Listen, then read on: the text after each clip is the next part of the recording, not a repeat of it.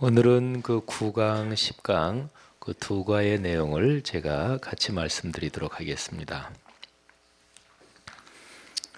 우리 교회 비전 선언문 하나님 말씀의 거룩한 리더십으로 우리 다 같이 암송합시다. 시작. 하나님 말씀의 거룩한 리더십으로 그리스도인의 삶과 세계를 변화시킨다. 아멘. 구가 밑에 있는 9줄 문장 다 같이 확신을 가지고 읽겠습니다. 시작. 다음과 같은 얘기를 들어보셨나요? 당신은 하나님의 걸작품입니다. 당신은 사랑받기 위해 태어난 분입니다.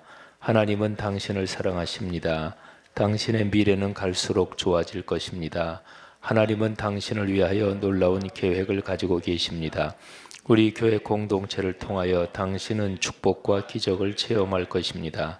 하나님은 오늘 당신과 함께 계십니다. 바로 오늘 말입니다. 말씀 묵상 훈련은 이 모든 복을 누릴 수 있게 당신을 도와줄 것입니다. 아멘. 자, 한 장 넘기셨어요. 국가의 내용은 말씀 묵상 코칭입니다. 말씀 묵상을 처음 하시는 분들 아무래도 비움, 체험, 나눔 여기에 익숙해지는데 시간이 좀 걸리겠죠. 그리고 지금 현재 여기 묵상 훈련에 참여하시는 분들 중에는 뭐 그런 분이 지금 보니까 없으실 걸로 알고, 사실은 말씀 묵상하는데 연세가 많이 드시고 뭐를 쓰는 문화권, 그러니까 생활하시면서 뭘 쓰고 이런 게 거의 없이 생활하시는, 또 연세도 굉장히 많이 드신 분들, 그런 분들이 사실은 구체적으로 보신이 말씀 묵상 이거 훈련을 받으시면 굉장히 힘드시죠. 사실은 뭐 신앙생활이 공예배 잘 참석하고 또 선포되는 설교 말씀 잘 귀 기울여 겸허하게 듣고 은혜 받고 또 그 말씀 붙잡고 살고, 또 성경 이 보신이 말씀 묵상 이런 방법 뭐 안 해도 그냥 하루에 성경 한 3장 4장을 찬찬히 읽으면서 은혜 받은데 색연필로 밑줄 긋고 또 그렇게 읽고 나서 기도하고 하루 시작하고 그렇게 신앙생활 하시면 됩니다. 그러니까 말씀을 묵상하는 특별한 방법이 필요한 게 아니라 말씀 묵상하는 것이 필요한 것입니다. 말씀을 묵상하는 거. 그러면 설교를 듣고요, 그 말씀을 귀 기울여 듣고 내 마음에 담고 그리고 그대로 일주일의 삶에서 이렇게 사는 거, 뭐 100% 살지 못하지만 기도하면서 사는 거, 이 과정이 다 말씀 묵상입니다. 그런데 이 말씀 묵상을 성경적으로 또 신학적으로, 신학이라는 게 신앙적인 사항을, 신앙을 논리적으로 합리적으로 잘 설명한 거, 그걸 신학이라고 그래요. 그러니까 전문 신학자들이 논의하는 아주 본격적인 그런 게 있지만 넓게 얘기하면 신학은 그런 것입니다. 신앙을 논리적으로 설명한 게 신학이다, 이렇게 볼 수 있는데, 그러니까 말씀이 우리의 삶에 이어지는 이 과정, 이거를 좀 더 잘 한번 생각해 보면 어떻게 해야 제일 효과적으로 이게 이어지는가, 이제 그거를 이제 이렇게 해놓은 것이 비움, 체험, 나눔인 거죠.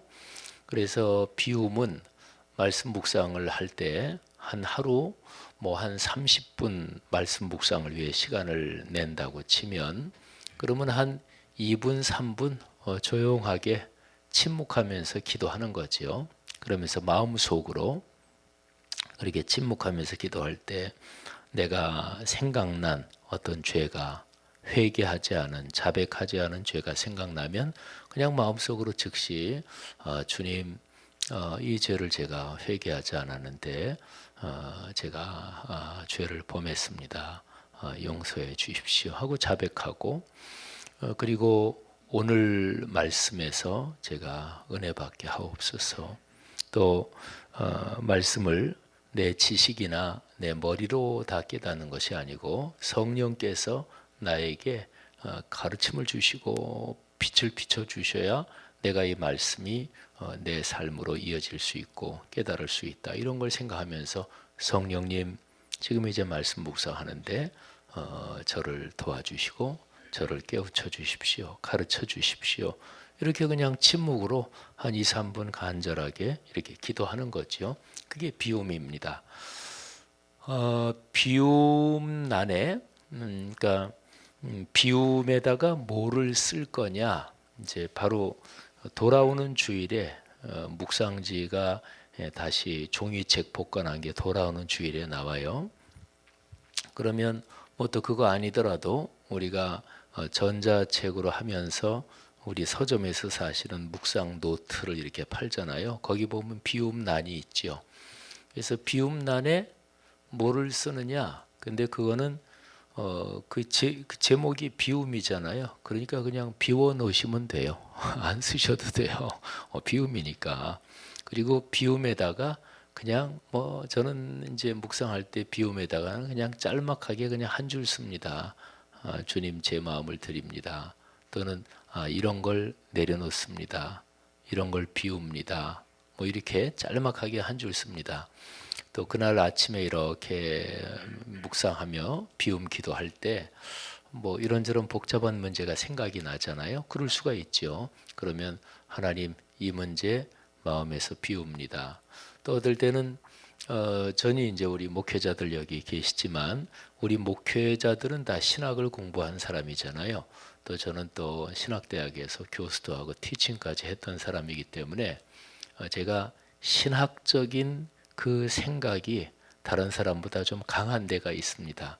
저는 말씀 묵상할 때 이렇게 비움 기도하면서 그런 기도를 저는 가끔 합니다. 하나님, 제가 가진 신학적 지식, 신학적 전제 내려놓습니다. 이런 기도도 하고. 그래서 비움은 이제 그렇게 하는 거죠. 그리고 맨 마지막 나눔 이거부터 얘기하면 나눔 거기에서는 오늘 하루 내가 실천할 거 그거를 뭐 한 가지나 두 가지 뭐 아니면 두세 가지 뭐 어떤 분은 쓸 게 많다 그러면 많이 쓰셔도 괜찮고요. 그리고 오늘 실천할 것만이 아니고 내가 이런 식으로 삶이 바뀌어야 되겠다. 그런 거를 써도 괜찮아요. 보통 이제 큐티 훈련을 이렇게 저렇게 받으신 분들은 이제 큐티 할 때 맨 마지막 부분 그거를 보통 큐티에서는 적용이라고 표현하죠. 삶에 적용한다. 그래서 근데 우리 보신인 묵상법에서는 나눔이라고 표현하잖아요. 근데 그 맨 마지막 실천 부분을 3P의 법칙 이런 거 혹시 뭐 들어오신 분 계신가 모르겠어요. 3P의 법칙이 뭐냐면 첫째가 possible 가능한 거를 써야 된다. 두 번째는 practical 실제적인 걸 써야 된다. 세 번째는 personal 내가 해야 되는 거를 써야 된다. 예를 들어서 뭐 사랑이라는 사랑에 관한 뭐 요한복음 13장에서 새 계명을 너희에게 주노니 서로 사랑해라. 그 본문을 이제 그날 읽고 묵상했단 말이에요. 그래 깊이 묵상하면서 그래 사랑해야지. 그리고 나서 그 나눔 건안에다가 하나님 오늘부터 인류를 사랑하겠습니다. 그러면 이게 너무 이게 말하자면 가능하지 않고 실제적이지 않잖아요, 그죠? 그리고 하나님 인류의 기아 때문에 허덕이는 사람을 제가 돕겠습니다. 이렇게만 써놓도 이것도 이제 말하자면 추상적인 거잖아요.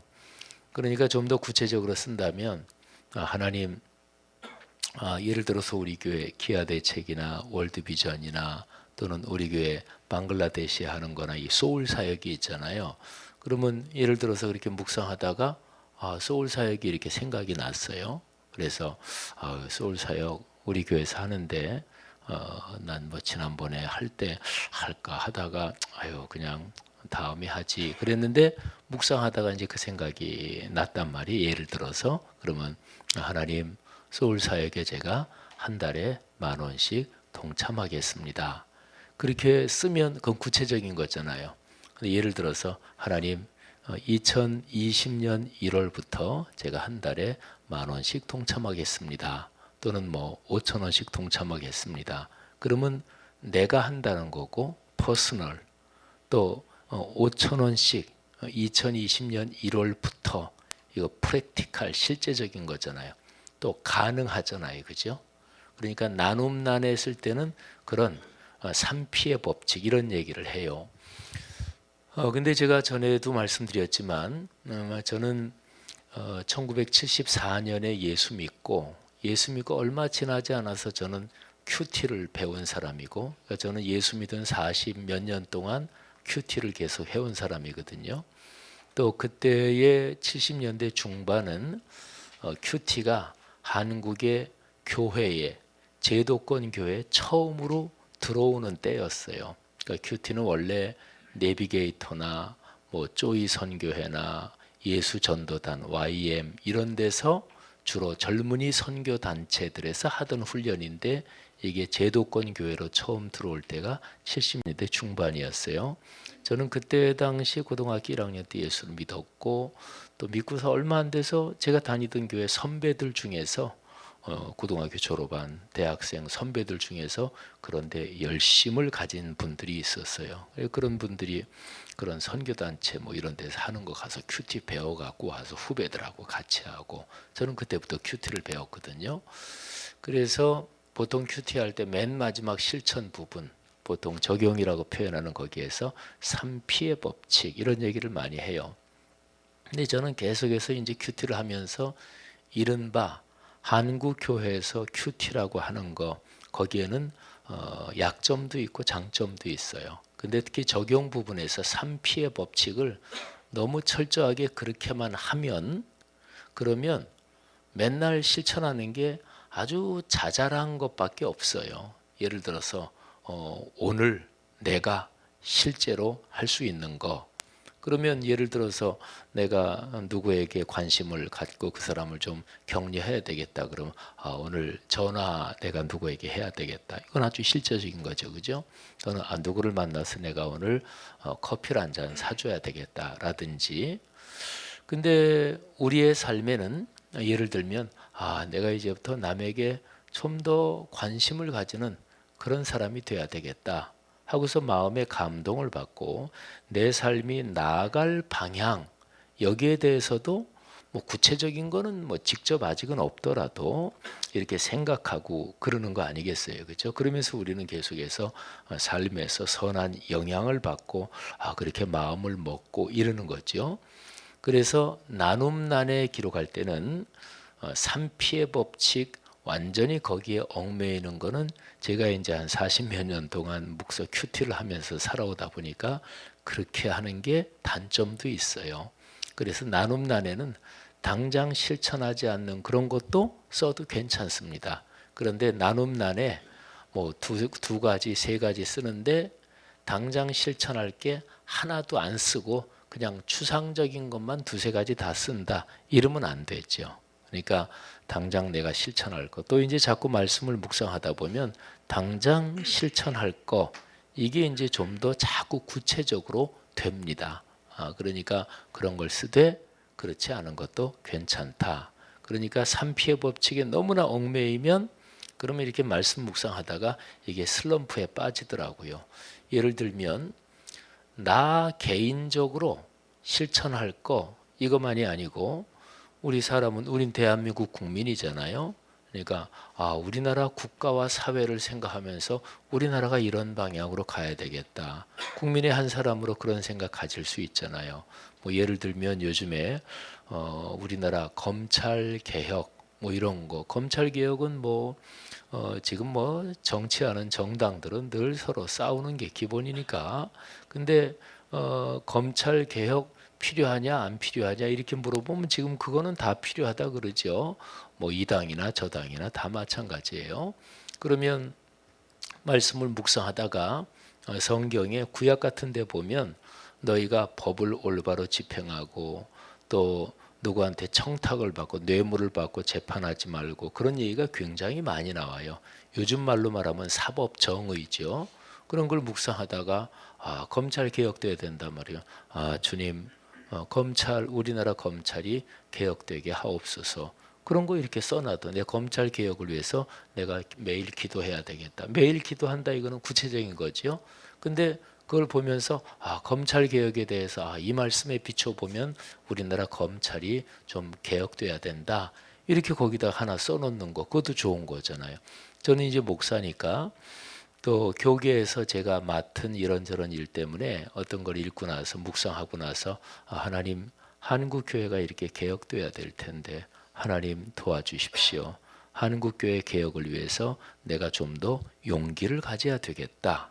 이런 거를 제가 쓸 수 있겠죠. 그 용기를 갖는다. 구체적으로 어떻게? 뭐 구체적으로 쓸 수도 있지만 또 어떨 때는 그냥 구체적으로 안 쓰고 그냥 그런 걸 써놔도 괜찮아요. 하여튼 글 한 문장을 쓰면서 이미 내 마음이 거기에 생각을 가지니까 제가 한국 기독교 목회자 협의회 대표회장이 되고 나서 한목협에서 명성교회 담임 목사 세습에 대해서 그 성경적으로 잘못된 거다. 그렇게 성명서를 하나 발표했어요. 그래서 이제 그 어간에는 이렇게 묵상할 때 하나님 이 성명서 발표한 게 어쨌든 선한 영향을 끼치게 하옵소서. 뭐 이런 기도 제가 당연히 했겠지요. 어쨌든 나눈 부분이 이제 그래요.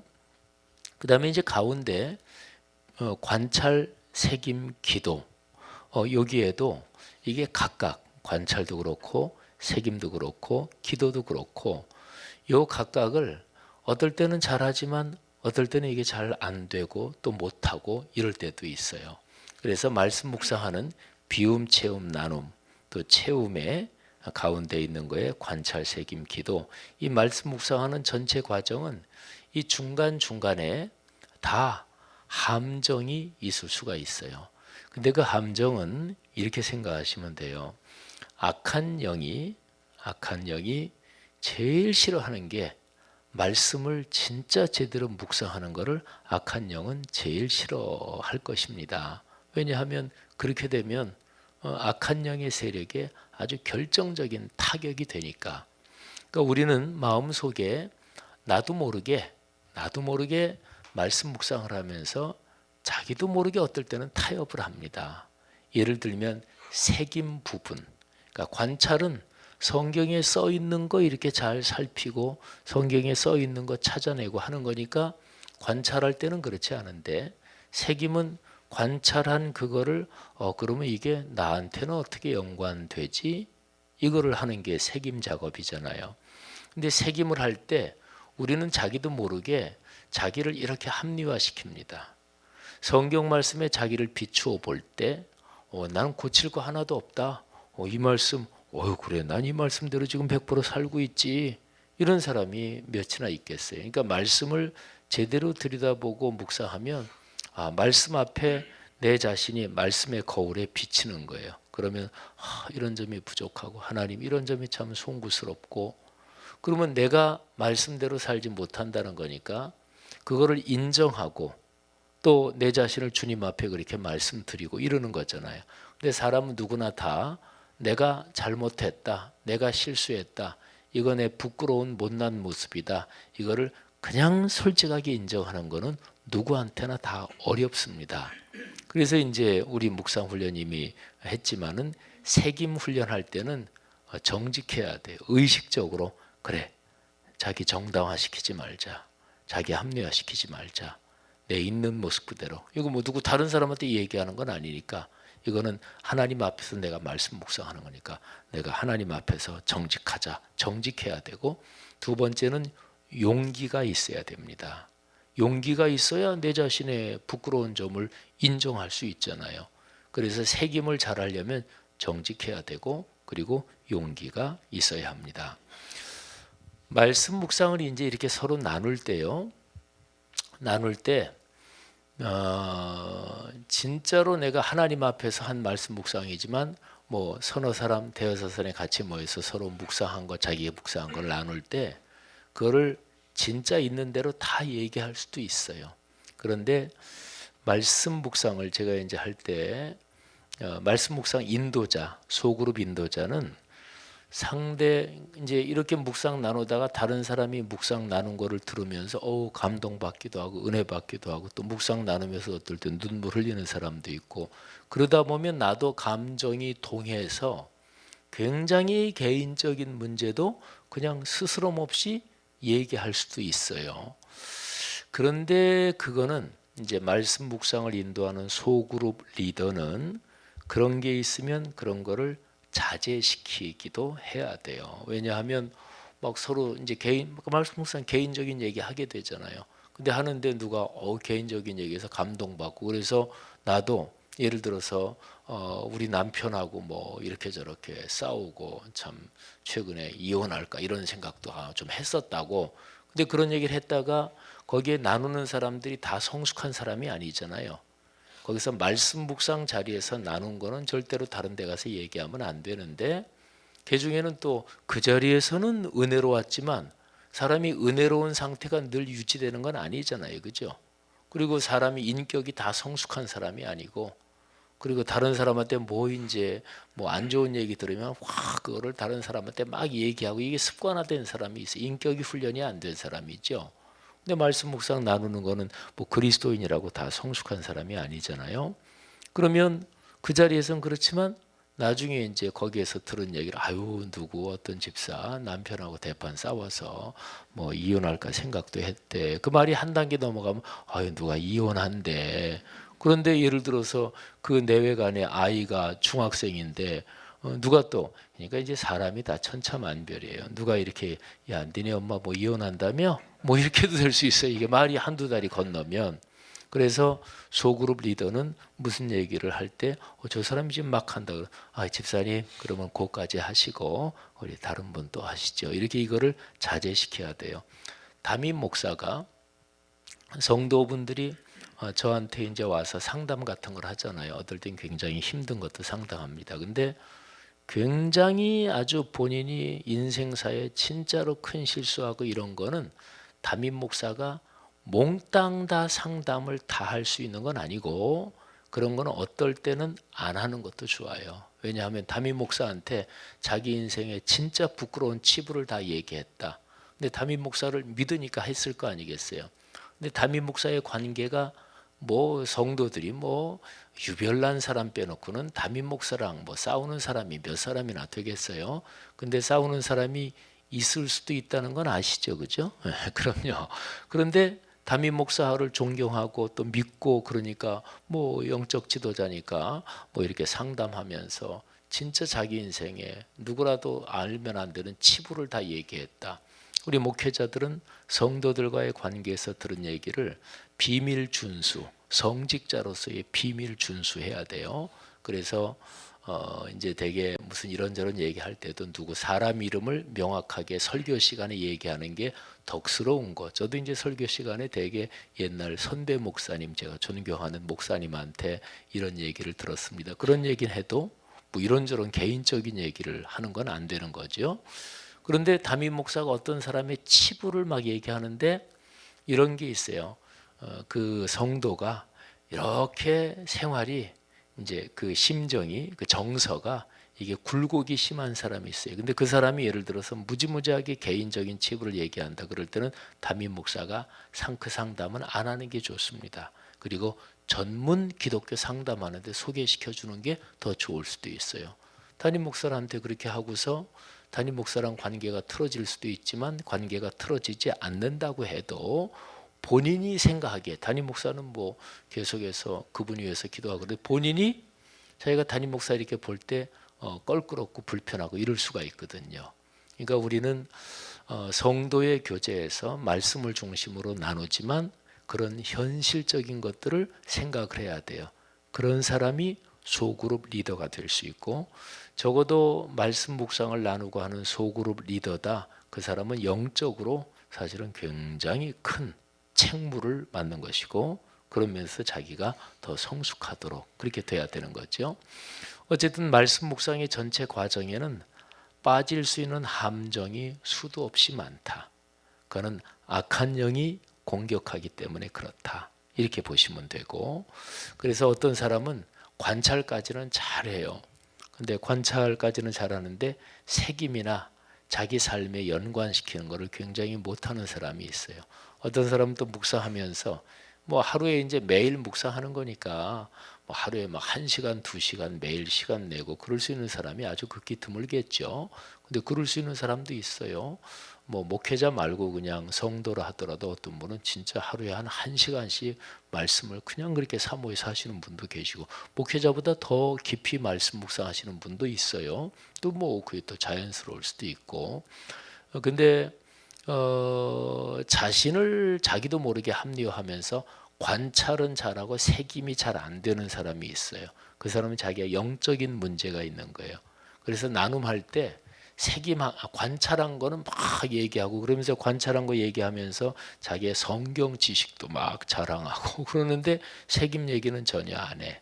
그러니까 이 사람은 이제 말씀 묵상할 때 책임 쪽으로 가지를 못하고 이거를 사실은 자기가 깊어지지를 못하는 거죠. 뭐 이런 것부터 등등 해서, 근데 말씀 묵상을 할 때 가능한 대로 비움, 뭐 비움 기도는 한 2, 3분 그냥 하면 되는 거니까, 그 다음에 이제 성경 본문 보면서 관찰, 새김, 기도 이렇게 하고, 그 다음에 나눔란에 한 두 가지 뭐 이렇게 쓰고, 이런 전체 코스를 이거를 꼭 이렇게 완주하는 게 좋습니다. 그래서 충분치 못하더라도 그렇게 하면서 이게 계속되면서 말씀 묵상이 깊어져요. 그리고 처음에는 말씀 묵상이 충분히 훈련이 안 되고 아직 익숙하지 않으면 많이 안 쓰셔도 괜찮습니다. 관찰란에 그냥 한두 줄, 그리고 또 책임란에도 그냥 한 줄 쓰면 되고, 기도문 그냥 한 줄 쓰고, 또 나눔에도 내 오늘 어떻게 살아야 되겠다 한 줄만 쓰시면 돼요. 오래 길게 쓰실 부담 전혀 가질 필요 없고, 비움나는 아까 제가 말씀드렸잖아요. 굉장히 좋은 방법. 이게 제목이 비움이니까 그냥 비워두셔도 돼요. 예. 어쨌든 그래서 계속 말씀 묵상을 하는 게 중요합니다. 적어도 한 6개월 정도 하면, 그러면 이제 말씀 묵상의 맛이 어떤 건지 사람에 따라 물론 편차는 있지만 이렇게 알게 됩니다. 그래서 말씀 묵상을 계속 하려면 말씀 묵상을 서로 나누는 그런 그룹이 있는 게 참 좋습니다. 물론 그런 그룹이 없어도 매일 혼자 말씀 묵상하고 꾸준히 하는 분도 계시지만, 말씀 묵상을 서로 나누는 그런 그룹이 있는 게 참 도움이 됩니다. 우리 묵상지 보시니 참 좋았더라가 이제 돌아오는 주일에 이제 배부가 되는데, 그걸 계기로 해서 굉장히 좀 열심히 저부터 말씀 묵상 훈련을 우리 부교육자들하고 또 장로님, 집사님, 권사님들하고 좀 더 철저하게 해나갈 생각입니다. 그래서 우리 교회 전체가 말씀 묵상을 하는 운동이 이렇게 흐르도록 말이죠. 예, 그 다음에 10과 쪽으로 넘어가서 제가 한 두세 가지만 설명을 드리겠습니다. 말씀 삼운동 온 세계 선교가 희망입니다. 이게 10과의 제목이죠. 말씀 묵상의 목표 이렇게 써 있어요. 거기에 그리고 세 개가 있는데, 주기도문에서 아버지의 뜻이 하늘에서 이루어진 것처럼 땅에서도 이루어지게 하소서. 자, 아버지의 뜻, 하나님의 뜻이죠.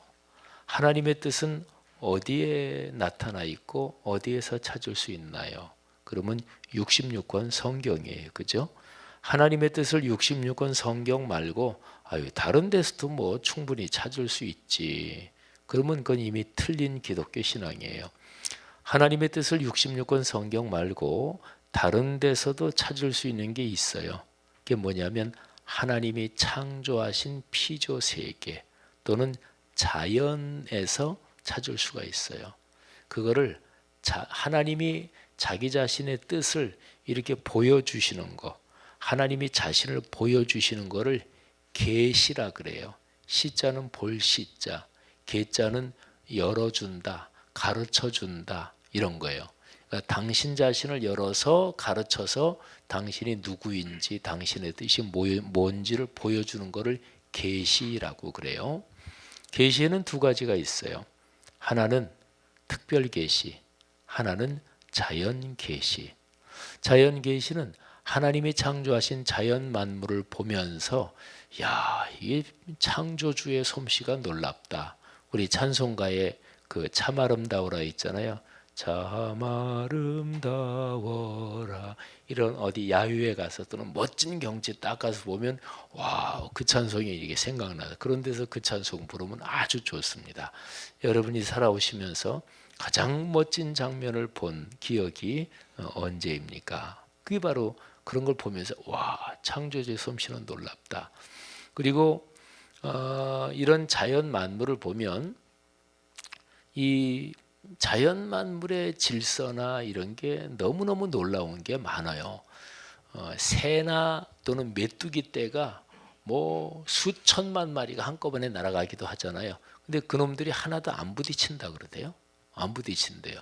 그래서 그게 도대체 어떤 원리로 그게 안 부딪히느냐. 뭐 공중에 새가 뭐 예를 들어서 한 몇백 마리 이렇게 또는 몇천 마리 이렇게 날아가는 그 동영상 같은 거 다 보셨을 거 아니겠어요. 막 일로 날아가다 갑자기 이렇게 가다가 근데 안 부딪히거든요. 그런데 어떻게 안 부딪힐까? 그러면 새들이 어떤 거기에 대한 어떤 이게 신호 체계나 뭔가 있는 거죠. 근데 그게 과학적으로 아직 모른다 그러잖아요, 그죠? 그리고 엊그제 보다 보니까 마다가스카르인가 그쪽 섬에서 어떤 쥐 종류인데 쥐 종류가 딱 11개월을 산대요. 그래 10개월을 살고 그리고 한 3주간인가 교미 번식하고 그리고서 이제 죽는 11개월. 근데 거기 보다 보니까 개 있죠, 개. 예? 개, 막 집게발이 있는 개. 개인데 30년을 사는 개가 있대요. 그래서 야, 어쩌면 저렇게. 근데 개가 한 30cm까지 큰데요. 그래서 집사람하고 보다가 와, 저런 거 한 마리 먹으면 되게 먹을 거 많겠다 뭐 이렇게 했는데 하여튼 자연 만물 등등 보면은 너무나 오묘한 게 많잖아요. 그죠? 그러니까 그런 자연, 하나님이 피조한 자연을 보면서 아, 창조주가 어떤 분이구나, 솜씨 좋구나, 뭐 이런 걸 아는 거를 자연 계시라 그래요. 또는 일반 계시라고 부르기도 해요. 그런데 그거 말고 그런 자연 계시에서는 하나님을 명확하게는 몰라요. 근데 하나님을 특별하게 구체적으로 알려주는 게 특별 계시라 그래요. 특별 계시가 66권 성경이에요. 그 핵심은 예수 그리스도의 사건이고, 그러니까 예를 들면 어떤 작품이 있다 그러면 와, 이 작품이 보니까 굉장히 뭐 어디 있어.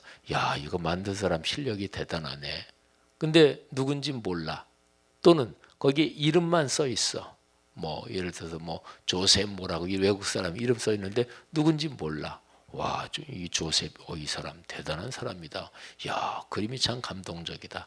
그랬는데 조셉 이 사람에 대해서 예를 들어서 어떤 팜플렛을 읽었다고 쳐요. 이 사람이 언제 태어났고 이 사람이 어떤 인생길을 걸어왔고 이 사람의 작품 활동에 영향을 미친 게 뭐고 또 이 사람의 그 작품 중에 이러이러한 작품이 있고 그걸 쭉 읽었다 그러면 요거는 구체적이잖아요. 그죠? 마치 그와 같은 거예요. 그러니까 하나님의 뜻은 66권 성경에 완결되게 그리고 유일하게 여기에 담겨 있습니다. 하나님이 보여주신 거죠. 그래서 주기도문에서 아버지의 뜻이 하늘에서 이루어진 것처럼 땅에서도 이루어지게 하소서 할 때 아버지의 뜻은 바로 66권 성경. 이것이 땅에서, 땅은 우리의 삶을 말해요. 그러니까 이 성경 말씀이 우리의 삶으로 이어져야 된다. 예수님이 그거를 말씀하신 거예요.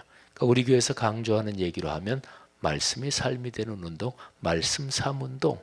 그러니까 예수님이 주기도문에서 나라가 임하옵시며 이것도 마찬가지고요. 말하자면 우리식으로 표현하면 말씀 삶 운동이 이루어지게 하옵소서 이런 거죠.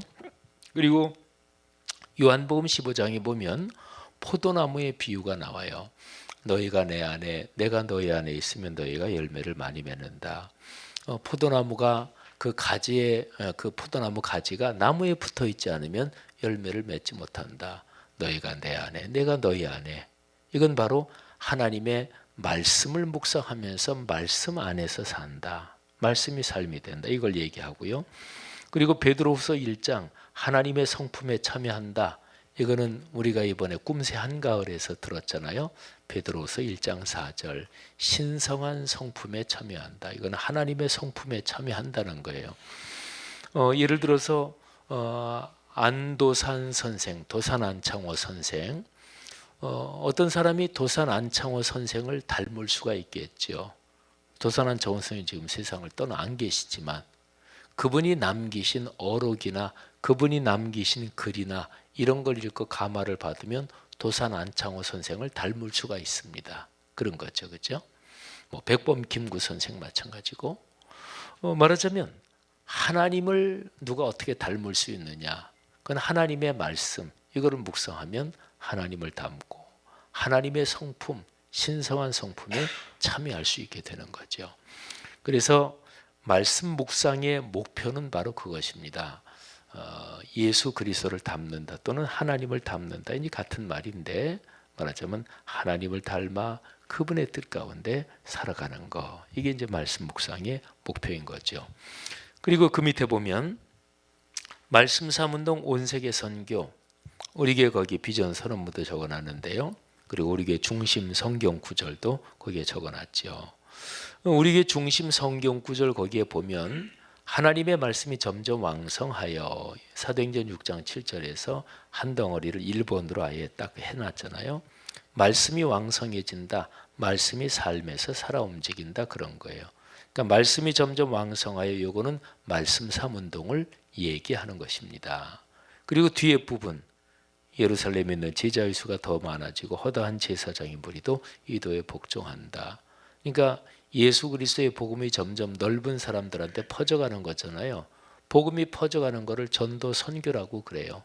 그러니까 복음이 그렇게 해서 계속 퍼져가면 그게 바로 온 세계 선교였죠. 그러니까 우리 교회 중심 성경 구절 사도행전 6장 7절은 두 덩어리로 나누면 앞에는 말씀 삼운동이요 뒤가 온 세계 선교인 거죠. 우리에게 비전 선언문도 마찬가지예요. 하나님 말씀의 거룩한 리더십으로 하나님 말씀이 내 삶에서 살아 움직일 때 그게 바로 기독교적인 리더십이에요. 그걸 가지고 뭐 하느냐? 그리스도인의 삶과 세계를 변화시킨다. 세계를 하나님의 뜻에 따라 변화시키고 바꾸는 거 그게 바로 선교잖아요. 그래서 우리가 말씀 묵상을 이제 마치면서 마지막 시간으로 중요한 거는 우리 교회 사역의 양대 축 두 가지 큰 전략 말씀 삼운동 온 세계 선교 이 두 가지는 뗄 수 없이 연결되어 있다 하는 거죠. 그러니까 말씀 삼운동이 없이 온 세계 선교하잖아요. 그러면 꼭 선교하면서 자기 교회 자랑하고 인간이 드러나고 선교사도 매일 말씀을 묵상하지 않고 선교하잖아요. 그러면 선교가 실적이 많고 열매가 많으면 그것 때문에 선교사들이 타락합니다. 자기가 왕이 돼요. 본국에서 선교비 받아가지고 그 비선교제에서 선교비 받아서 쉬운 얘기로 자기가 나누어주고 막말로 얘기하면 자기가 돈줄 쥐고 있는 거잖아요. 그러니까 선교지에서 이게 잘 진행되면 선교사가 거기에서 왕이에요. 그래서 중요한 거는 선교사 관리를 잘해야 돼요. 관리 또는 선교사를 잘 늘 신앙이 망가지지 않도록. 그러니까 잘 되면 자기가 다 휘어잡고 왕이 되는 거예요. 그리고 어떤 선교사는 피선교지에 부동산 같은 거 자기 이름으로 해가지고 나중에 자기가 그냥 다 그냥 가져버리고. 그리고 반대로 선교가 잘 안 된다. 사실은 참 선교사분들이 고생을 많이 하지요. 타문화권에 가서 그렇게 생활하는 게 뭐 보통 쉬운 일이 아니잖아요. 너무나 그리고 열매도 없고 전도도 안 되고 그러면 완전히 절망하고 실망해서 또 망가져요. 그러니까 그냥 그 정도 되면 선교사로 뭐 해외에서 이제 예를 들어서 한 20년 했다. 근데 열매도 없고 그렇다. 근데 나이가 뭐 40대 후반 뭐 50대 이렇게 됐다. 근데 그때 어떻게 뭐 직종을 바꿔요. 그잖아요. 이제 직업 바꿀 때도 지났고. 그러니까 그냥 여기저기 선교비 그냥 겨우 받아가지고 뭐 살기는 해야 되겠고 애들 교육은 시켜야 되겠고 그러면서 선교사가 좌절하고 실망해서 망가지는 거예요. 그리고 많은 선교사들이 그렇게 저렇게 하다가 결국에는 아예 안 되겠다. 그리고 미국 가는 거예요. 그러니까 결국에는 선교직 하다가 미국 다행히 들어갈 수 있는, 거기 가서 그냥 무슨 뭐 직업이라도 가지고 그냥 거기서 사는 거죠. 그러니까 선교라는 게 아주 현실적입니다. 선교는 결코 환상이 아니에요. 그러니까 교회가 선교를 한다는 것은 선교사분들이 잘해도 자기가 다 움켜쥐고 왕이 될 수 있다. 못하면 좌절하고 절망해서 망가진다. 이런 거를 깊이 이해하면서 선교사분들을 위해서 계속 기도하고 그분들을 잘 돌봐드리고 그분들이 건강하게 사역할 수 있도록. 선교는 그렇게 쉬운 일은 아니에요. 근데 반드시 해야 될 일이니까. 그러니까 그렇게 선교를 하는 거예요. 그러니까 우리가 이제 장로님, 권사님, 집사님, 뭐 성도들이 어디 선교지 가서 막 감동받고 이렇게 하고, 근데 그게 그렇게 간단한 문제가 아니에요. 그러니까 선교는 구체적인 정책을 가지고 차분하게 한 걸음씩. 근데 절대로 한 번 내디딘 걸음은 절대로 특별한 사정이 하나 빠꾸하지 말고 그런 식으로 선교는 단계적으로 해나가야 되는 거죠. 어쨌든 말씀 사문동 온색에서 이렇게 두 개는 뗄 수 없이 연결되어 있다. 우리 교회 이 사역의 양대 축은 사실은 성경 전체의 중심적인 흐름을 아주 사실은 두 가지로 딱 요약을 해놓은 것입니다.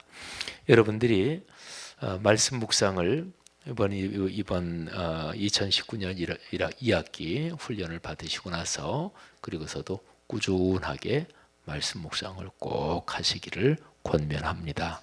또 구역이나 이런 데서 소그룹에서 말씀 묵상을 나누시게 되는 분들도 좋고요. 또 이제 이번 12월로부터 나오면 우리 교회 전체적으로 말씀 묵상을 훨씬 더 저부터도 열심을 내서 우리 목회자 또 장로님들 중요 지도자분들과 같이 그렇게 해나갈 것입니다. 기도하겠습니다. 하나님 아버지 은혜 감사합니다. 이번 학기 말씀 묵상 학교 이 훈련 오늘까지 이 귀한 분들 잘 걸어오게 하시니 감사합니다. 또 말씀 묵상 학교 말씀 3 성경대학 담당하고 있는 우리 이정민 목사님 또 차성원 목사님 또 전체적인 이 훈련 섬기시느라고 애를 많이 쓰셨습니다.